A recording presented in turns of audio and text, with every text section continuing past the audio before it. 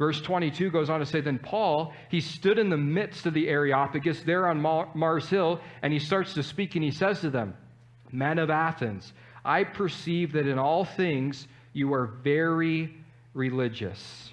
And truly they were, with all of their gods. The first in Paul's opening statement, now as he has this chance to speak to these philosophers, he goes, I've been around your city for a few days now, and one thing I've concluded is that you guys are very religious. But here's the problem.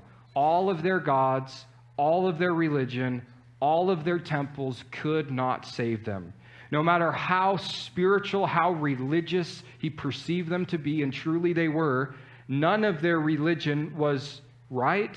None of it was true. None of it was saving. All of it was just made up by man. He goes, I perceive that you're very religious, and he's going to show them your religion is empty, and what you need is Jesus.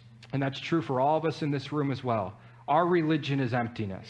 It cannot help us. I had to come to that realization when I was 16 years old that my religion was emptiness. What I was raised in ain't going to cut it, that what I need is Jesus. And sometimes even in the church, we've been around for a while, and we can start to develop a philosophy of religion that's really not good. You don't need beads. You don't need necklaces. You don't need ceremonies. You don't need rituals.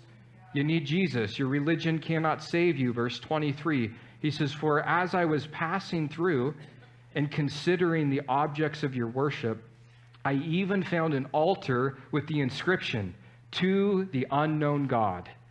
Paul goes, I've been traveling through your city. I've been at the market. I've been a tourist here for a while.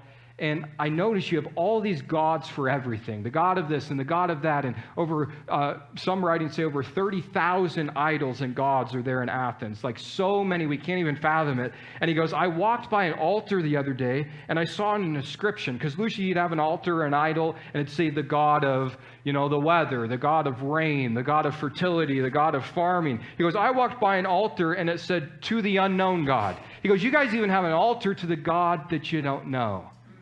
And Paul goes, that's the God I want to talk to you about.